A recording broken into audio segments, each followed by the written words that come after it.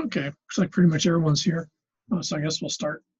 What I want to do today is we're going to be sort of hopping ahead because this topic and then the last section sort of tying together. Most of the stuff really doesn't separate very well. It's just people had to come up with the idea of this chapter versus that chapter.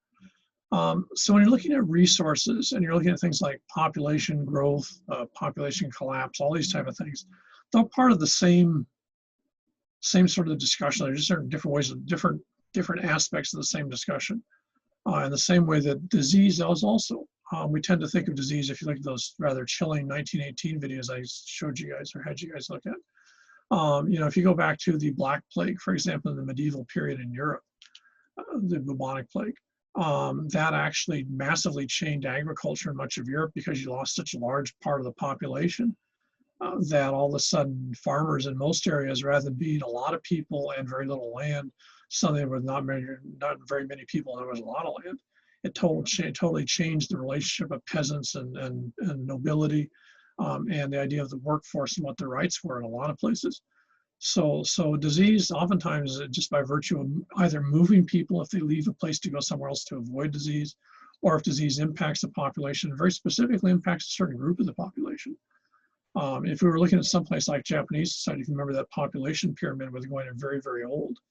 If COVID were to hit there, in the next week in a horrendous way, you suddenly might, since it tends to hit people over the age of 55 more, you might lose a whole chunk of that population at the top, which means that a lot of these issues in Japanese society, what do you do with so many old people, might sort of not be a problem anymore because those folks might not be around anymore. So all these things interface with each other. Disease or perceptions of disease are intimately involved in things like, where people live, and especially if people have the ability to move. They very frequently will leave an area that they see as disease prone or has a particular disease, and they'll move somewhere else that they think, that's not as liable to happen. We'll get into those when we look at hazards later, but one of the weird things about this is the fact that people very rarely use actual data when they make judgments. People use their perceptions of situations, which is oftentimes based on really strange forms of information. In the 21st century, social media is a classic case in point. People will literally decide to leave the home they live in and buy a place in another town or another area based on what they see on Twitter or Instagram, which when you think about it is pretty weird because there's no quality control for what's on Twitter or Instagram. And yet people will make their literally life decisions based on really goofy sources of, in some way pure gossip, or just literally someone who's got some free time working their thumbs on an Instagram account. And all of a sudden people will make their life decisions based on that, which if you think about it, is way beyond dumb, but it's actually very typical in the human species. We're not a group, despite the fact that you guys are in university and you're learning how to use data. For most of what people do globally, data has very little to do with it. It's usually based on things they hear, gossip they hear, rumors they hear, stuff like that will actually be much more important than information you try to get to them. And those who end up, especially in public service or nonprofits, will find this gets very frustrating. When you're actually trying to tell people, okay, this is what's actually going on, and they sit there and say, well, I don't think you're right because I heard from so-and-so, or, I saw on Twitter, God knows, that, that is actually the case. And you're sort of like, how the hell do you argue with Twitter?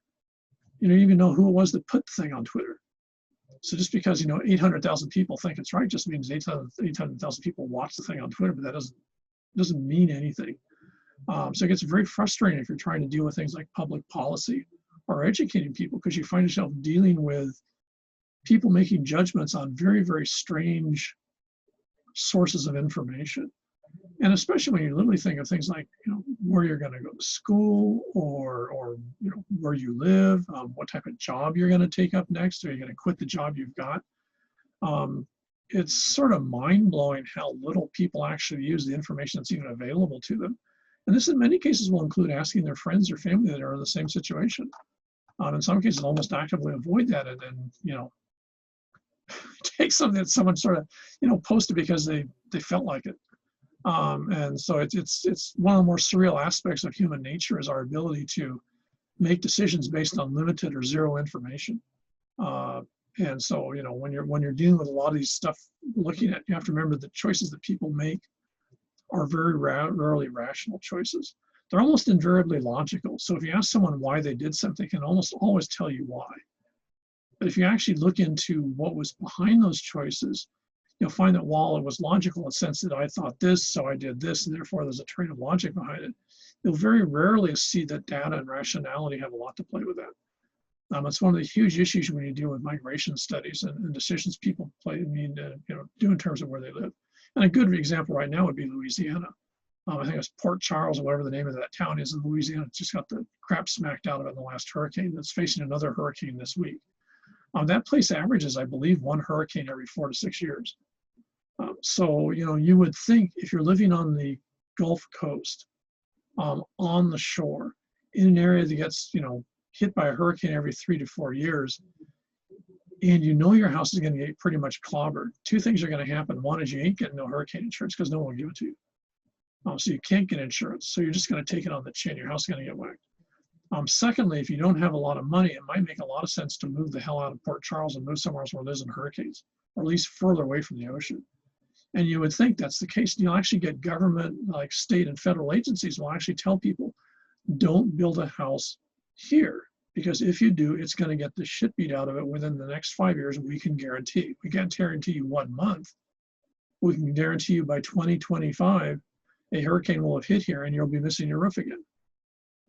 And so one of the amazing things you get if you're a geographer, and this happens a lot because this is a whole big area in geography, is trying to convince people why you're doing a real dumb to live somewhere. And what you'll find is they'll say, well, the worst case scenario that you always hear, oh, that was the 50-year hurricane. That was the 100-year flood. Right now you're finding the American West, for example, people are saying, oh, this is the last big fire this is the first big fire we've had in 70 years. But you have to remember, statistically, that doesn't mean anything. You could have another big fire next year. You could have another hurricane in a week. Just because it's the only one you've had in a period of time doesn't mean that's a consistent pattern. It just means that's the framework you're looking at. And when you look at that, you oftentimes find that's not true. When you ask folks in Louisiana about hurricanes, it's not like I haven't had one. If you actually look at the hurricane record for Louisiana, it's very consistent in places like that. Every 3 to 7 years, you will get hit by a hurricane. But people will, if it's a small one, they'll say, oh, that really wasn't a hurricane. Oh, we had a really big one, but yeah, for 20 years before that, we didn't have anything. So they're using the random nature of natural events to justify something they're doing because they don't want to leave. Or because, oh, this place is cheaper to live here. Well, there might be a reason why it's cheaper. But for them, they then come up with a rationality, or I should say a logic for why this makes sense. Even though you'll then see them the next time you see them, they're going to be on TV crying because their house just got clobbered. And the weird thing is, if you had some sort of Google search, I bet you'd see them on TV 5 years earlier crying because their house got clobbered. And probably 10 years earlier, it was their uncle crying because the same house got clobbered. So what you find is people's decision-making is oftentimes very, very complicated. But for geographers, it can be incredibly frustrating because you can actually tell people, don't do this. And they'll go, yeah, yeah, yeah. And then they'll do it. And, it's sort of like, and then they'll expect someone to either bail them out or they'll set up funds so that, people help them repair their house. And you better put money in that fund for a while because you're going to do it again for them in 5 years. This is one of the more amazing aspects of human behavior is the fact that people migrate, people live, people take risk, and there's no calculated process by which they make those choices. And yet, oftentimes, I think the stereotype is that people that live in risk-prone areas are choosing to do so for a set of very clear, sort of measurable standards, and that turns out not to be the case. We're going to see it here as sea levels rise. You're already seeing on the North Shore, for example. People's houses are sliding in, and they're still going to build there. If they can, they'll rebuild on the same property, even though they could sell it. Oh, I love the view. Yeah, it's so easy and nice and walk out my door and go surfing right away. Da, da, da, da, da. And you're sort of going, yeah, but you can lose your house again. Well, yeah, but it's such a great view, and oh man, it's such a great Airbnb, and I rent part of the house out and I go surfing every day. But you're going to lose your house again. Yeah, but that's the human species. We're a very strange group of animals, and we do things in very, very strange ways. And a lot of it ends up in the middle of geography because when something goes wrong, we're the guys that do the disaster preparedness maps. We're the ones that actually do the maps, as I mentioned before, dealing with things like disease vectors. So, we are the folks that actually see this playing out over time, can actually give you models for how it's going to play out over time. And you find that has very little that's not a compelling argument for most people. In fact, in many cases, even governments don't find it interesting or worth making their decisions based on. So, okay, so let's start segueing into the next one, because again, as I mentioned, resources tie into this whole thing of both population and different types of parameters. It's all part of the same idea of the landscape and the people on it. When you're looking at resources, it pretty much plays out in a pretty simplistic way. The main resource we want to look at least initially, will be food. So that's what I'm going to look at for a day or two. When you look at how people collect food, this again is one of those sort of misnomers that people have, and I don't know why. Again, I don't even know where the idea comes from. The human species is a very interesting species. We're not particularly good at anything. What we are is we've been around for about a couple of million years in one way, shape, or form. And what we are good at is basically doing little bits of stuff. We're basically, if you want to, we're the mammal version of the cockroach. We can eat anything. If you had a dog or a cat, you can eat stuff that'll kill them in a second. If you wanted to, you can eat dog food or cat food and won't do anything to you. So they're a lot more picky than you are. What will kill them, they're a lot more, there's a lot less that they can actually eat. If you go to Europe or Asia, especially in Europe, the British are famous for this. When you shoot birds, when you catch like pheasants or something like that, you hang them from the rafters by their neck till they literally rot and the body falls off of this rope, and then you eat it. This is where the word gamey comes from. So you actually let the bird meat rot, and that's what you eat as your bird.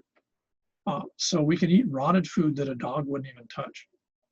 We can eat all sorts of stuff. We can eat all sorts of nuts and such like that again, that carnivores can't touch. We can eat almost anything a cow can eat.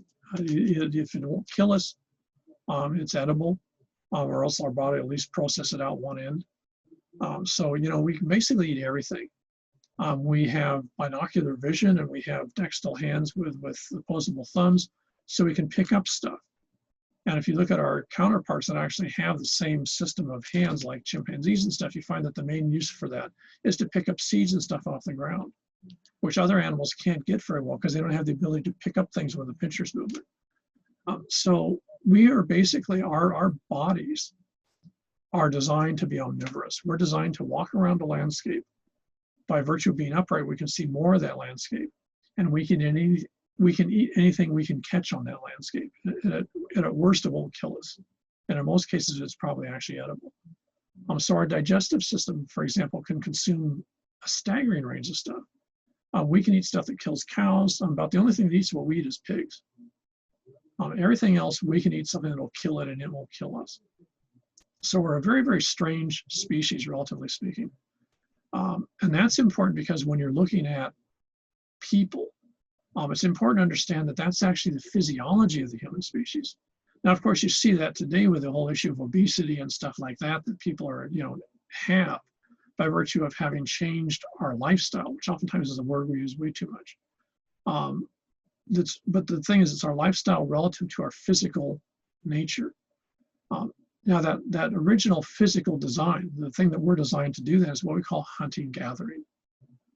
This is what our species does really, really, really well. We're one of the best at this. We are designed to wander around in groups across the landscape and basically just eat it. And then we move to another place and we just eat everything there. So we just move around the landscape. So we're like cockroaches, but we work in groups. And to a certain extent, we are like cockroaches. We don't breed as fast as cockroaches, but again, they have the same ability to eat an enormous amount of their landscape around them. We do the same thing. That's what made us the most dominant species on the planet. We became the dominant species on the planet because of our ability to use the resources most efficiently in a way that nothing else could. There were a lot of things that could kill us, but all those things that could kill us generally couldn't eat a lot of different stuff. We might not be individually that strong, but in groups we can kill anything. In groups we can pretty much eat anything. So we call this hunting gathering. So in fact, it means exactly what it says. We hunt things small enough or dumb enough to catch, and then we gather whatever we can off the environment. So we eat seeds and leaves and all sorts of stuff like that, and animals, et cetera, et cetera.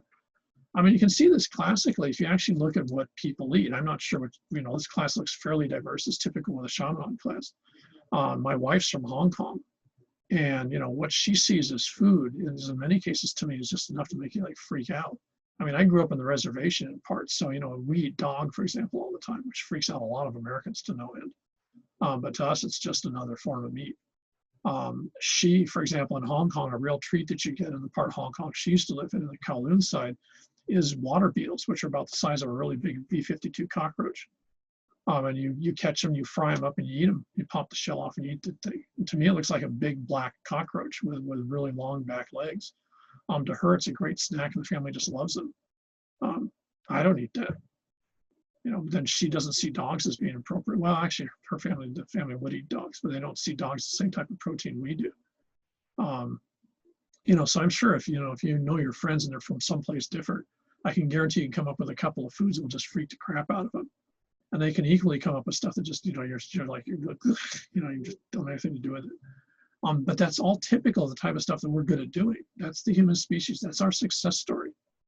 Now, what happens is at some point in the past, people, you know, some geniuses that were doing this were looking around their countryside. So I'll just say hypothetically, so they're wandering around here in Pololo, and they're looking around and they're going from one part of Pololo to another part because they've eaten all the stuff here and they're going to go to another part of the valley.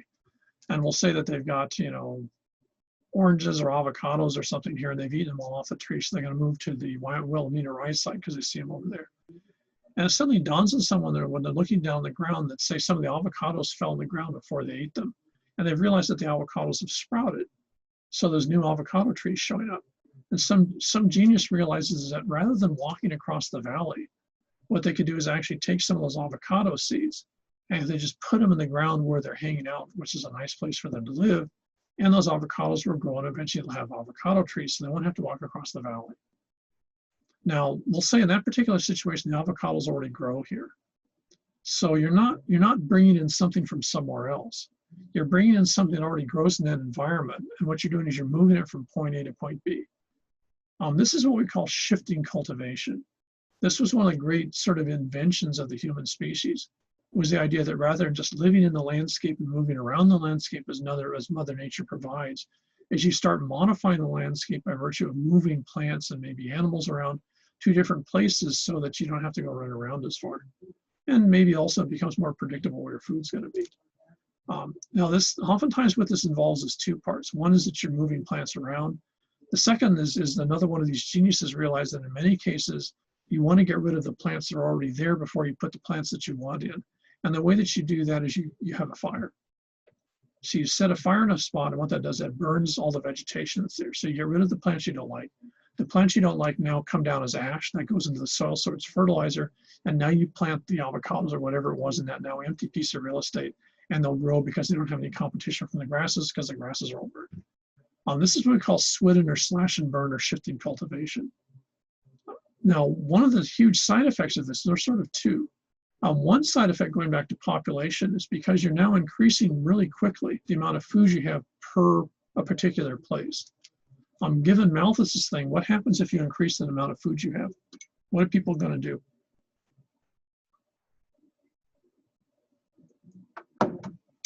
Remember Malthus and his curve.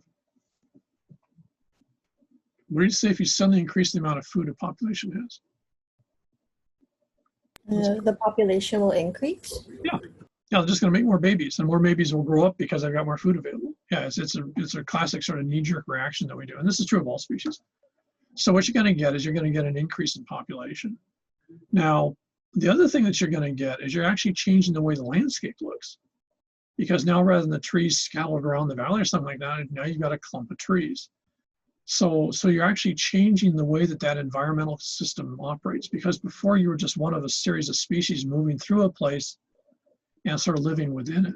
Now you're actually in a very conscious way modifying it. So you start looking around the valley and think, oh, we could put trees here, we could do that there.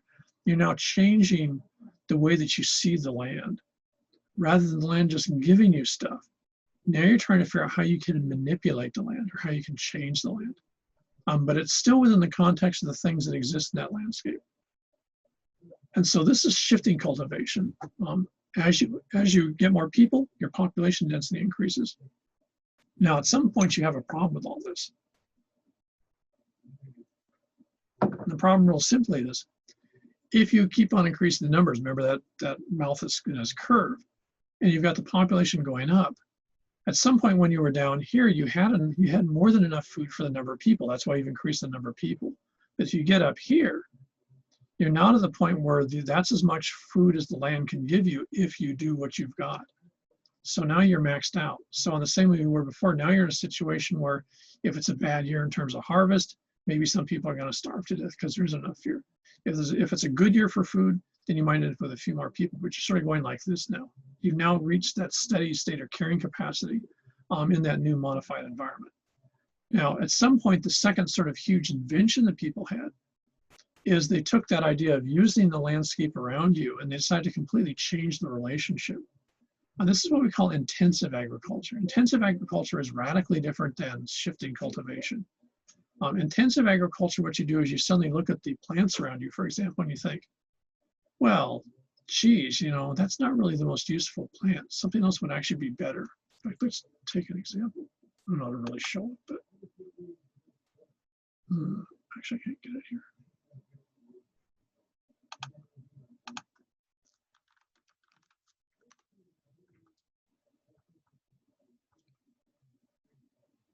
Come on, getting Tecate beer. I don't want Tecate beer.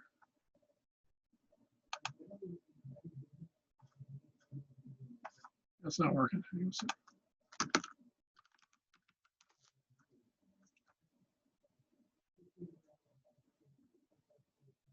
Okay, here we go.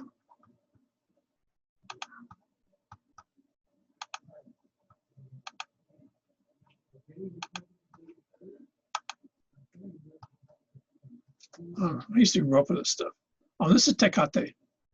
It's a grass. It's a weed. It grows all the way and from southern United States through Mexico and down there until you hit the real tropical region further south. And it's a real pain in the ass. It's about this high. It's got this real nasty little seed that's got fuzzies on it. So when you walk through it, the burrs actually it digs into your boots, and it actually goes through the nail, the side of a boot, digs into the socks, into jeans, and eventually will sort of try to burrow into your skin. It's about this large, so it's not something you want to deal with. It's a classic nasty weed. If you pop the little seed open, in the middle of the seed, you'll find these little yellow sort of BB, like little tiny BB seeds, and you can actually eat those. Now, Tecate is a natural, it's been around for, 50 million years or something like that. It's been around forever. And you can see it's just your classic ground cover that you see in especially southern United States, Southwest, and through Mexico down all the way to, pretty much Guatemala. And so happens that this was shifting cultivation in the sense that the populations, when humans move into this area, they very quickly realize if you set fire to this and this whole thing goes up and Tecate burns like it's made of oil. So poop in a second it'll burn out. What'll happen though is Tecate will grow back. And in the space of about 4 months, you can actually go through here. And if it's like this time of year, because it looks like it's ready to harvest, you can go through with here, it's like a big pan made of wicker. And you go and whack it, and those nasty seeds will fall off in the pan. And then if you've got a lot of free time and you beat the bejesus out of it, you can actually get the seeds to pop out from that fuzzy seed casing, and you can eat it. So by about 8,000 or 9,000 years ago, people started eating the Tecate, and they started modifying by virtue of fire, modifying the landscape, and this became one of their main food crops. So this would be a good example of shifting cultivation. That's the first stage. Now, some series of geniuses realized pretty quickly, somewhere along the line, that you can either just eat this stuff, but if you really had a lot of patience and you paid attention, you could actually find, let's go back to this one, you can actually find, say, these plants right here. When you actually looked at them, the seeds were bigger. So what people started to do was selectively save the seeds from the really big ones, and they would actually plant the seeds. Now, what they're doing is classic, if you remember your like high school genetics or biology or something like that, this is classic Mendelian genetics. They're starting to selectively repropagate a species to change the species. And so they realized somewhere along the line that if you, every time you went and harvested this, if you picked the tastiest or the largest of the particular plant, you could basically encourage the larger ones because that's what you're trying to grow here. And over time, what you can do is you can end up with this.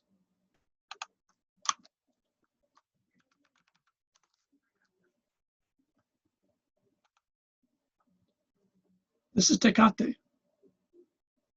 Eventually, when you modify it enough, you end up with maize, which you guys know probably as corn.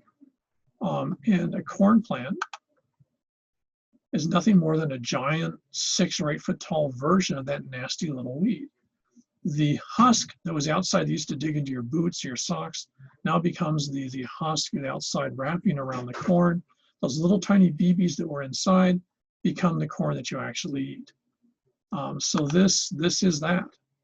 And this is why it's still got a fuzzy outside. If you ever look at the corn husk, it's still fuzzy on the outside. That's left over what used to be a little tiny seed. Over thousands of years, people modified it and modified it and modified it. This is why if you actually look at the Indian version, which is the more traditional version, this is where all the different colors come from, because tecate occurs in a bunch of different colors. But this is actually what it turned into after people fiddling with it for centuries, was maize.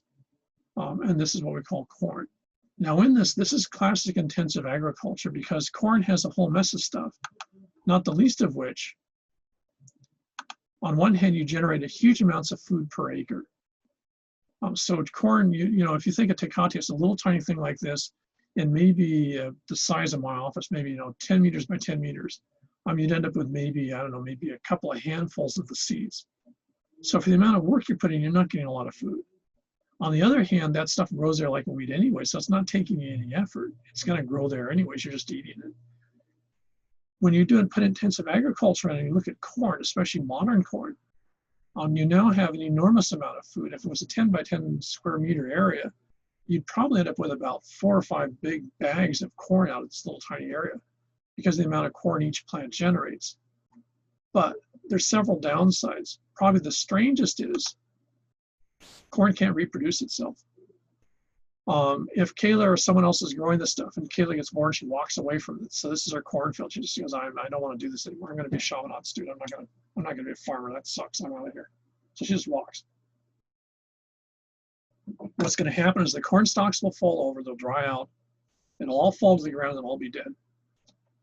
Because it's been modified for so many thousands of years, corn can't reproduce itself. If you have corn like this and you try to plant it, it just rots in the ground. If you want to plant corn, you actually have to take the corn, peel it off of here, dry it, and that's what you plant. And we call that seed corn. So corn can't reproduce itself. It's become so dependent on people that even in this form as maize, it can't reproduce. You can't stick these suckers in the ground. They just rot. You have to actually pop them off and take each seed and plant it individually if you want corn next year, or if you want maize next year, depending on which word you use. So this plant is now entirely dependent on people. If people quit growing corn, within 10 years, there'd be no corn left on the planet. It would cease to exist. Now, there'd still be tecate. You can still find tecate all over the Southwest. You go anywhere in Arizona, New Mexico, northern Mexico. I used to see it all over. And for example, in the northern provinces like Guadalupe and stuff like that, it's just all over the place. It's the normal nasty weed. But you're not going to find this version. This version is when people fiddled with it. So you end up with an enormous amount of food per unit. So this basket here might be what you get out of an area in no more than maybe 5 meters by 5 meters. So you get this enormous amount of food.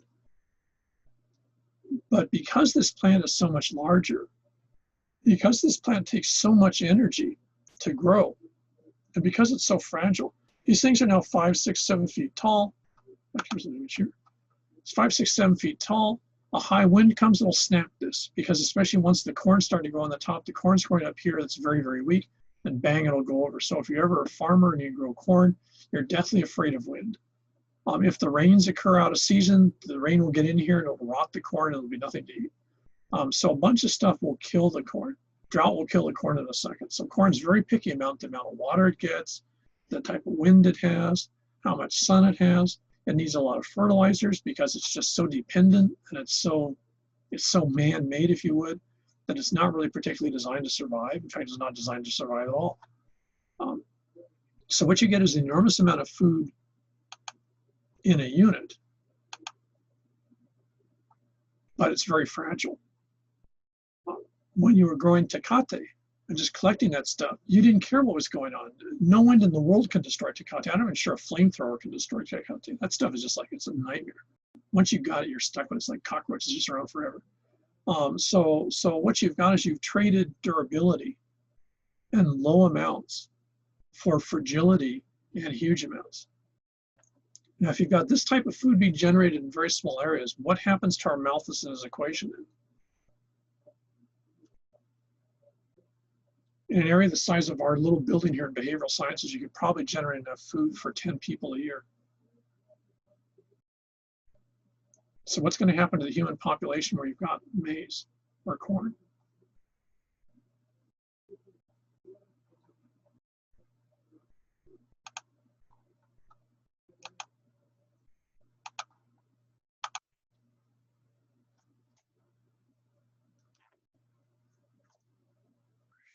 Just like we saw with shifting cultivation, you'll see a massive increase in the population because you got a huge amount of food available. But even more so than shifting cultivation, what's going to happen, you see this classically every year. We're already seeing it again this year. It's certainly going to be a huge lot more by October, especially with the dry heat systems going across the planet. What are you going to see happening in places like East Africa where they pretty much grow corn now? People are going to start dying. There's not going to be enough rain. The winds will hit, something will happen, the corn won't grow that year, and all those people that depend upon all that corn now have nothing to eat. So when you go with intensive agriculture, you end up with enormous amounts of food. In many cases, maybe 50 times more food per acre than you got when you were a hunter-gatherer. So it's completely off the charts in terms of the amount of food. But your risk level is also shot up because it's a lot harder to make sure that food shows up consistently every year. And if it does suddenly stop, then that becomes, of course, among other things, a huge pressure for migration to leave because you're pretty sure next year it's not going to be much better. And you have to remember that all this is based on the fact that we live in a very variable world. Back between, I believe, was 900 AD to 1100 AD, for about 200 years, there was actually a cold period that actually was a small ice age. So in large parts of Europe, suddenly they were in snow 10 months of the year. And prior to that, they had been growing things like corn and wheat. And all of a sudden, huge parts of Europe, unless you wanted to go ice skating or make snowballs, you were just out of luck. So we don't even know how much of the population died out. But we know as a huge number of people died because all of a sudden the temperature dropped, I believe, an average of 4 to 6 degrees in the space of less than 5 years. And it just stayed down there for a couple of 150, 200 years. And the end result was staggering depopulation. Places like Finland basically just didn't have any people in them.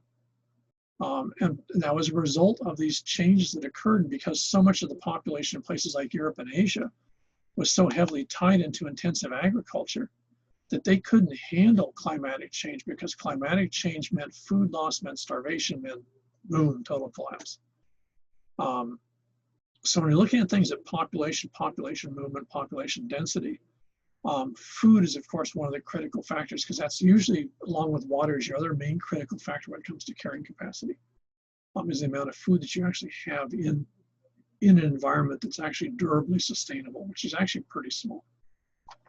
Now, we'll get to nomadism probably next time. Let's take a look at this.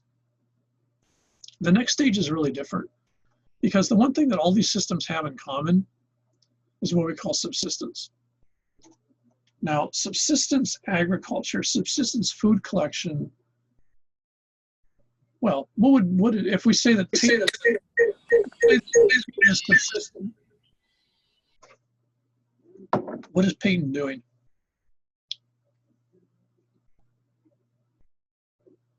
Not to pick on Peyton, but I am picking on Peyton. Sorry, I was making a bagel.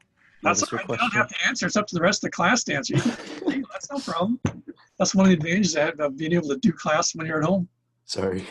Get snacks.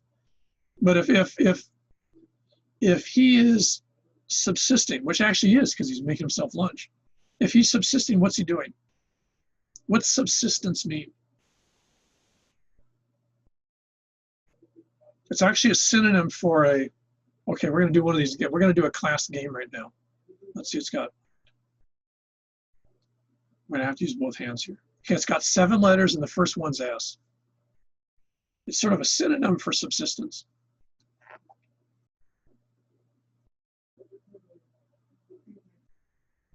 Seven letters and the first one's S. What's he doing when he's having food? Oh, no, okay, you got to share bagels. The entire class wants bagels. Hey, you guys don't live next to him. We've got COVID on, so you can't, he doesn't have to share his bagels with you guys. That's your guys' problem. Get your own bagels.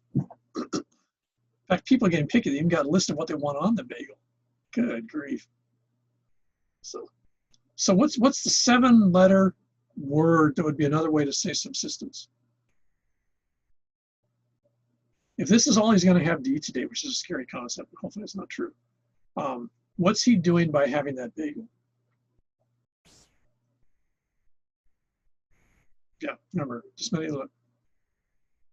And the first one's S. Wait. First one's S. What's he doing? What's he doing till tomorrow? I don't know. I'm thinking of sustaining or like minimum. Surviving. It's survive. Being a subsistence system means that you grow enough food, you have enough resources to survive. And that's the end of it. So if you're in this subsistence system, say in someplace like Mexico and you're growing corn, you're going to grow enough corn for you to have for the year till the next corn harvest comes in, or maybe a little bit extra just in case there's a mistake. But that's where it stops. So when you're looking at subsistence agriculture, subsistence food production, you're not interested in the word surplus, except as you need as a backup to make sure that you're going to have food, just like he's probably got stuff in the fridge somewhere so that he has food for tomorrow. So that would be subsistence. Okay. Now what happens by about 4,000 years ago is that places that are in intensive agriculture, one of the first places we see this is in China, where I do a lot of my work, is that you find that this switches.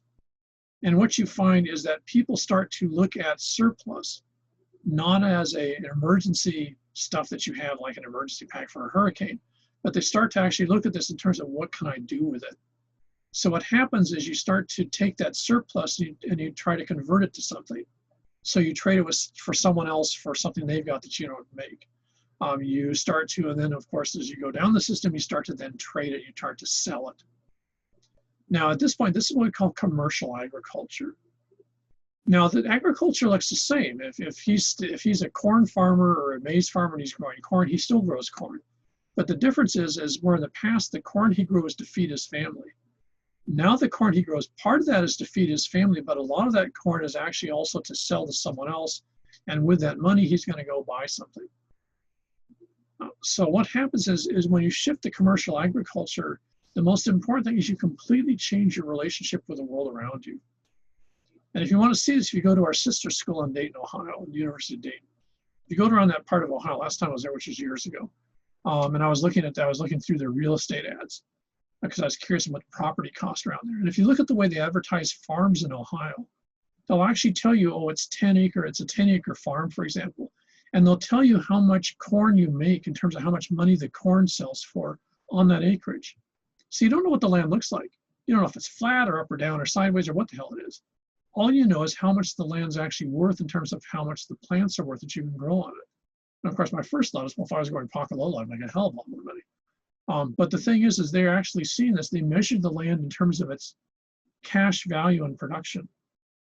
So you quit thinking of the land in terms of food, and you start thinking of land in terms of how much money you can make off of it.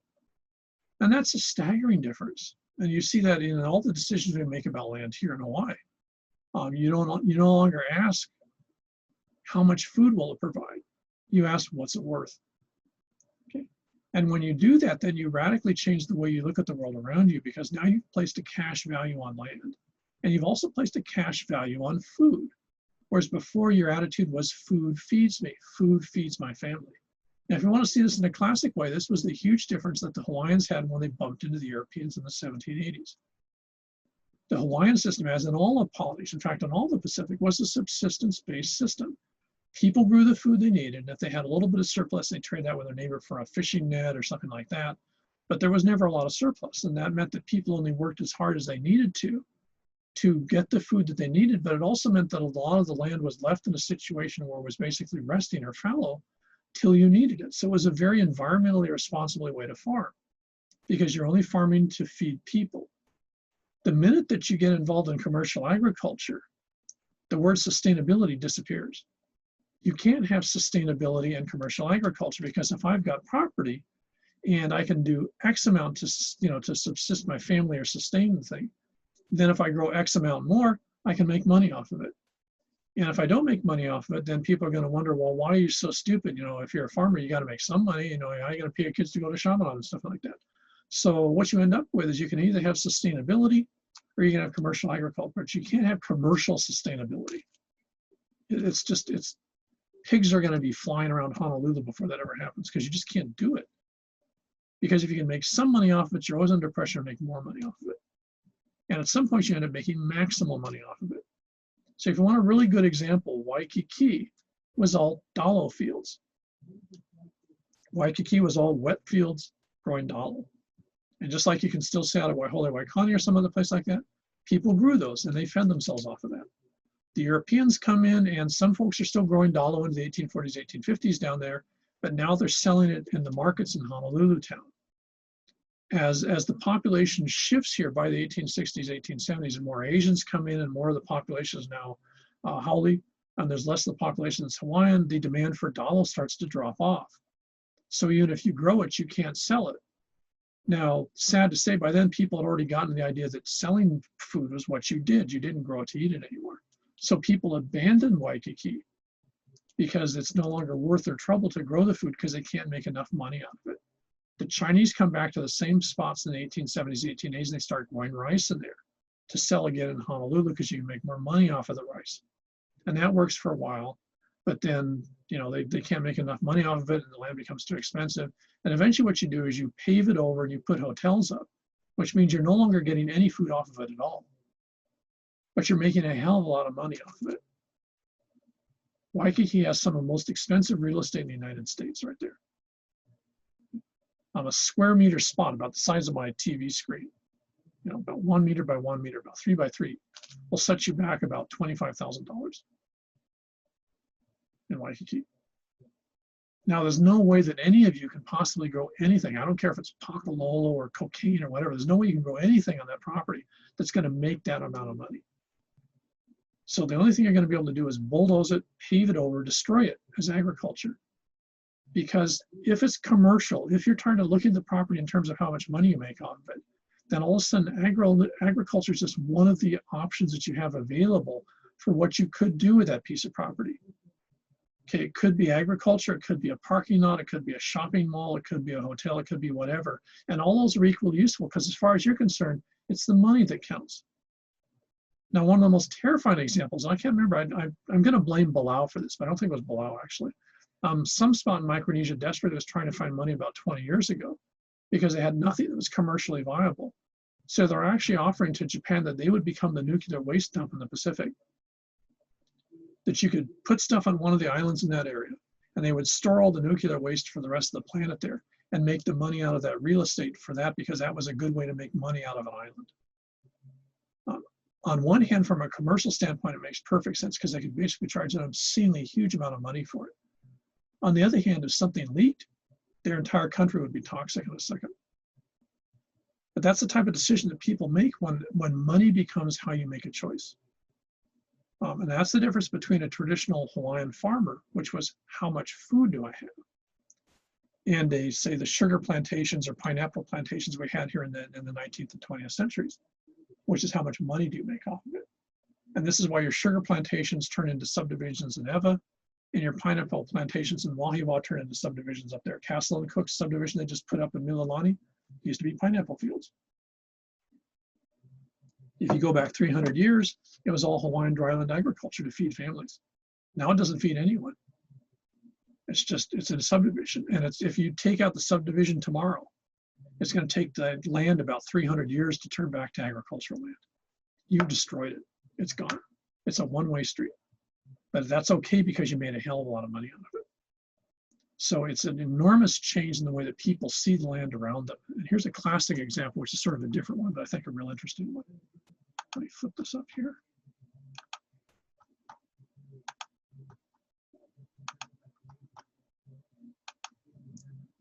This is always a good one because people just don't know anything about it. Okay.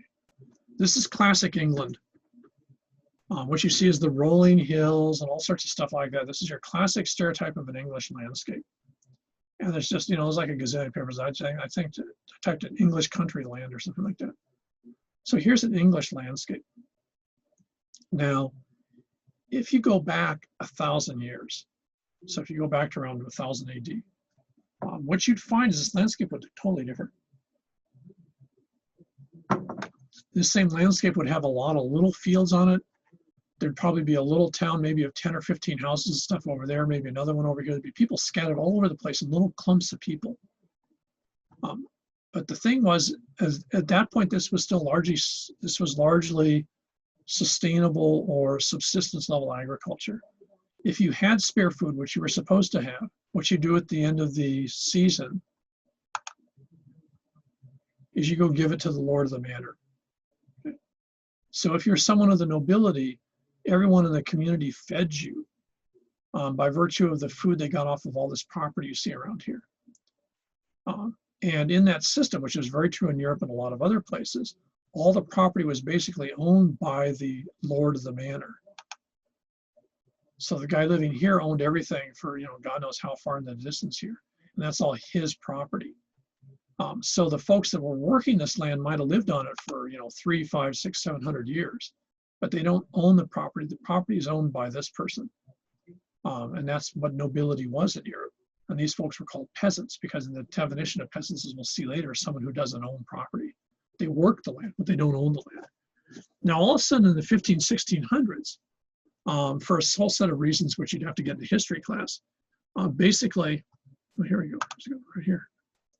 What happened is this would have had little clumps of houses, well, not spread out like they are now, but little clump, little clump, little clump, little clump, and all sorts of real detailed little fields here. If you notice now, these fields are very spaced out now. They're very sort of organized and structured. They got obviously, sort of gates or fences and stuff like that. This is because of the guys that own the big houses. The guys that owned the big houses decided that they weren't making enough. They had gotten involved in a cash economy. They wanted money. And they decided since they owned property, the way to get the money was to make the people working the land make money for them. And almost across the board, what they decided to do is the people working the land weren't going to make that much money. They were going to grow corn and wheat. And they do like they always had in the past. They would bring the wheat and they'd give it to this guy. And so he'd have a pile of food, but there really wasn't a lot of money. There was a lot more money to be made if you raised, I think we've got some right here. Oh, no, those are horses. If you raised, let's see, I'm trying to find a prop here that I can actually get this to work. Oh, okay, here's one of them. If you raised either sheep or cattle. So what they did is they decided rather than having farming land that people raised crops on that held a large population, they actually evicted most of the people that lived on the land and turned it into pasturage for sheep and cattle. Now, it's estimated that 50% of the population of England was thrown off of their land in the space of less than 200 years. This became called the Reclamation in Scotland, and a lot of the hatred that Scots still had for the British, which is really strong, was because the English landlords went and literally threw everyone out of their houses, in some cases right in the middle of winter, to starve to death, because they decided they could make more money if they turned this into basically a ranch. And so huge parts of the population in England, Scotland, and eventually, of course, Ireland and Wales got chucked out. And this landscape that you see now that's such an English landscape with fat sheep and stuff like that around is a result of the shift from subsistence to commercial. And the shift, what you had is the people that controlled the property could decide what commercial use they wanted to put it to. And so large parts of your population died. And you're killing your countrymen, you're killing the people you grew up with. You're not killing strangers. You're literally throwing families out that you've known for 3, 5, 700 years. You're throwing them out into the cold because you decide there's a better way to make money and it doesn't include you. And there's over 1,000 abandoned villages and towns just in England. In Scotland, I believe it's about 300 or 400. You go anywhere in the English countryside and you'll find, all of a sudden you'll find a ghost town. It's now only, of course, a little bit of walls and foundations because it's been abandoned since maybe 300 or 400 years ago. But it's gone, and the people that live there are gone. Now, one of the side effects is those folks that abandon these places, if they get thrown out of this guy's property and they walk to the next guy's property, he did the same thing. So what they'll end up having to do is they have to move to the city. And throughout Europe, what you find is the growth of cities in the medieval period is because the guys that owned the property decided there were better ways to make money off of the land than to have subsistence farming. At that point, subsistence farming stopped in Europe. And so the end result is what you see is the classic English landscape. For a lot of people that are British, and especially for Scots and Irish and Welsh, they see this landscape and they get mad. Because they still have, you know, in their genealogy, they might have family members, oh, we lost half of our family over here when they got thrown out in the winter of 1680 or something like that. And in Scotland, if you talk to folks, they'll still tell you. They still remember where their family's from, when they got evicted, and who did it to them. And you get a real feeling when you talk to a lot of them, that person better not show up in a back alley when they've got a stick, or else they're going to beat the shit out of them. That hatred is still really, really strong. That's one of the reasons the Irish hate the British, because the British did that to the Irish. So this is typical in a lot of Europe. England's a good example. Russia's probably the most famous example for the same process. What you get is once you decide that the land has value, then all of a sudden your relationship with the land changes. You turn it into this, and your relationship with people changes, because now they're either someone that makes money for you, or there's someone that's keeping you from making money. So you don't think of them as your neighbors or your friends or someone who's lived down the street for 300 years. Now there's someone in the way of you having a new car or a nicer house or a fancy place in London or whatever it might be. So when you look at agriculture, this agricultural stuff is a huge part of migration in places like Europe. The whole migration in Europe that occurs in the medieval Renaissance period is a result of this view of the changing idea of what landscapes are. And the weird thing is that this of course becomes the tourist landscape of England, is a place like this. And yet the irony is that landscape's entirely artificial in the sense that it's a result of some very, conscious, in some cases, really brutal changes that people made on the landscape relatively recently that had a huge impact on the majority population. Sorry. So, when you're looking at these type of things, that's a real important part of this whole idea of land. Here we go, right here. Is all of this landscape is a modified set of choices that people make, and it's all based on their perception. If you start to look at this piece of property and you only see it in this regard, then you got problems, or I should say you're going to have problems. And if you've got this view, then you're never going to have the concept of sustainability, because sustainability is not going to be the way you look at things. The way you look at things is, how can I afford to pay for this? Okay. And so your view of the world around you has now changed. And that's a huge part of the way that the enormous change that occurs globally in the last 600 or 800 years is the change from the idea of feeding people to the idea of making money and the idea of getting things. A radically different way of looking at the relationships that people have with themselves, with their neighbors, and with the world around them. And it's really, really central to understanding the decisions and choices that people make. And that's why when they talk about the state government here loves to talk about making Hawaii more sustainable.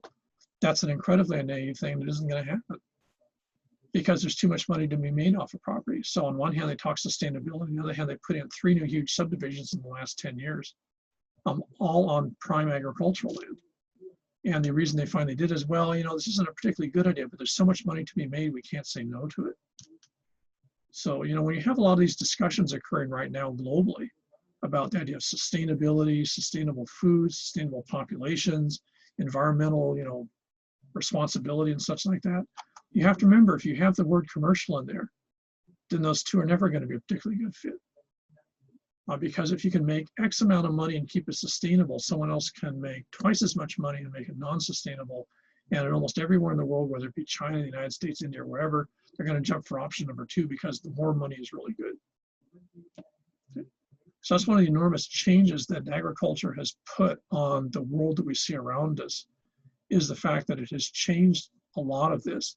It also means a lot of this discussion you get about, we have to make the world more environmentally responsible in the 21st century, otherwise there'll be nothing for your kids, for example.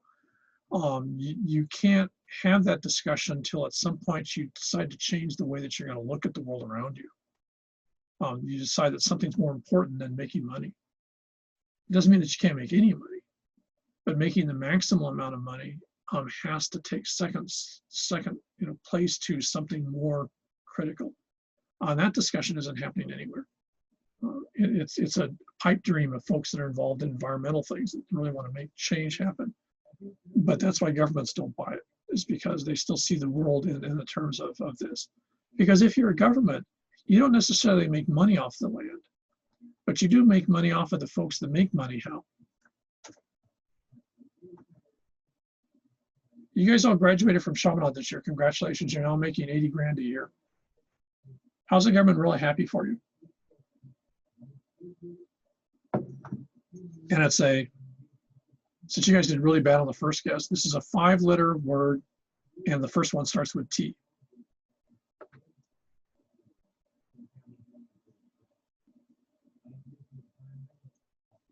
Look at you guys, you're so stressed out. It's 2 o'clock in the afternoon and boredom's making you think, and everyone's going, I don't like think.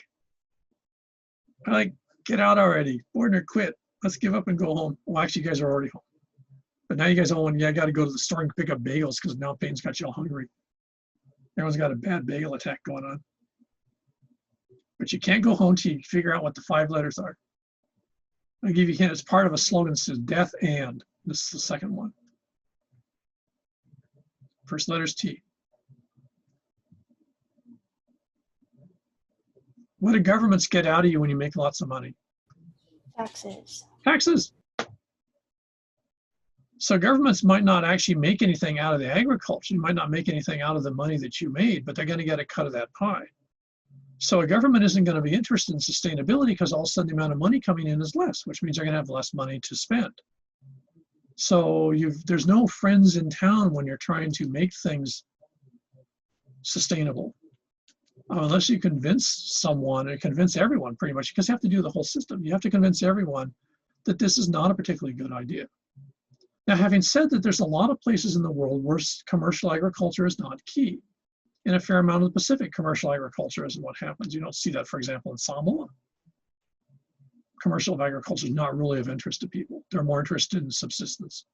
If you go to Native American reservations, like the one I in part grew up on, you find that people there are into subsistence agriculture. Now, of course, that also they get dissed on because they're only making about $12,000 a year, which puts you so low below, the poverty level that basically they're not making any money at all. But that's a choice that they're making. But if you think about it for a second, if you're a farmer and you decide to go with this, you're not going to make any money. So at some point you have to buck a whole system or get a whole system to change where the value system basically says that maybe commercial or cash valuation of things isn't the best way to be around in 200 years from now. Okay. So again, when you're looking at carrying capacity and commercial don't really fit in the same sentence unless you got not somehow attached to that. Because one of the side effects of this is when you see massive amounts of irrigation, massive amounts of fertilizing, or you basically destroy the landscape. That's done in commercial systems because at some point, if I can put a lot of fertilizer in the land and a lot of irrigation, in 10 years, it's certainly true in Southern California, in 10 years, I will have killed my farm. I will have poisoned it. I will put so much salt and fertilizer in it that basically nothing grows there. It's just dirt. But in the 9 years before that happens, I'll make a huge amount of money. And so at some place, I don't care because in year 10, I'll just walk away from the property or sell it for $10 because I made so much money in the 9 years before. I don't care if that land is now toxic for 100 years because I made a hell of a lot of money out of it. And that's what I wanted to do. So the scary thing about commercial, whether it be agriculture or just land in general, is the choices you make can be very short term. Because if there's a huge amount of money to be made out, you're not worried about the long-term consequences. And of course, that's what you guys are dealing with in your generation because the generations before you didn't give a crap about anything except making a maximum amount of money off of it. And you're stuck with that legacy. Because in many cases, once you've made that change, you can't reverse it and suddenly turn it back into a farm again. It's gone already. So the world we find ourselves in the 21st century is basically a world for the last 1,000 or 800 years. This has been the mantra, and we're now starting to pay the price of that because we've now run out of land to do something to at the same time provide food. So one of the side effects, of course, is the price of food starting to shoot up. That's going to escalate tremendously, which even puts more pressure on the folks that have money to use that money because they're going to need it to buy food. So you can see how this isn't like a catch-22. It's like watching one of those little, like a hamster run around the wheel. Until you decide to stop that whole process, you got nowhere to go. You're pretty much stuck. Okay? So when you're looking at idea of carrying capacity, sustainability, all these things, they're all tied in together. But again, what you think about is, when you really look at this is still a perceptual thing. What do you do with a piece of real estate? In fact, if we go back real quick here,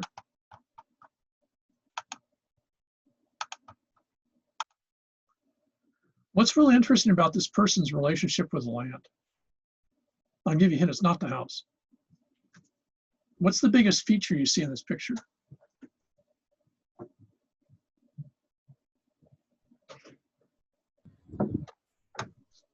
The yard. Yeah, this absolutely beautiful piece of lawn. Okay. Now, what does this have to do with sustainable agriculture?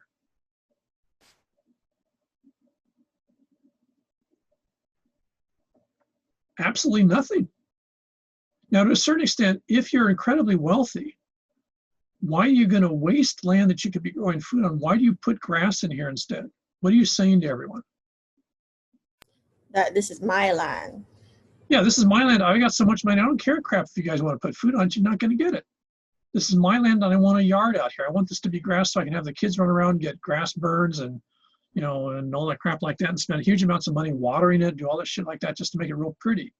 And it serves absolutely no function. And I love that because that shows that I got the money and resources to do this with a property. And if you don't like it, then fine, buy your own land. So lawns, which is a great American pastime, that's actually the third largest source of pollution in the United States is lawns in the mainland United States. And if you think about it, you see it here. You go down in Pelota, you see tons of little lawns all over the place. And all those people fertilize them, they sprinkle, they irrigate them, spend huge amounts of water on it. And it has enormous environmental consequences. But to a certain extent, it's a miniature version of this, because you're saying, I could plant food in there, but I'm going to do this instead, which serves no function. And again, Pelota is a perfect case in point. You got those lawns there, they don't have their dogs running around, they run their dogs outside. And they oftentimes don't allow anyone to use it. It's just to look at. They could be growing here in Pelota, you'd be growing bananas, you could be growing sugar cane, you could be growing breadfruit, you could be growing anything there and have food on the table. But no, you're going to have this. And in fact, if one of you, if Emily or someone actually had a yard like this and they start planting food crops in there, the neighbors can actually sue her because she's lowering the property values because a yard's considered to be more attractive and therefore increases the value of the house. So our neighbors can actually sue her and saying, hey, you're lowering my house values because you're putting food on that property. It sounds sort of mental, but it's very American. Oh, someone's coming here, sorry about that. So, that's one of the weird aspects of the way we see the world around us. We make all sorts of really, really strange decisions. And on one hand, it's food, but it's also a lot of these other aspects that tie to it. Okay, so since for some reason I'm getting all these repeating phone calls and it's no one I know, so I guess I better find out what it is. So on that note, I guess that's a good reason for you guys to get a break. If Peyton really wants to be clever and give some commercial opportunities, he'll start up a marketing delivery service for bagels on you guys, since the entire class looked like it was developing a really sad craving right now. So any questions or comments? We all good? And in fact, everyone's obviously hungry. Okay, in that case, then I'll see you guys on Thursday, yeah? Thursday? Okay. Okay, see you guys. Take care. Thank you. Hi, thank you.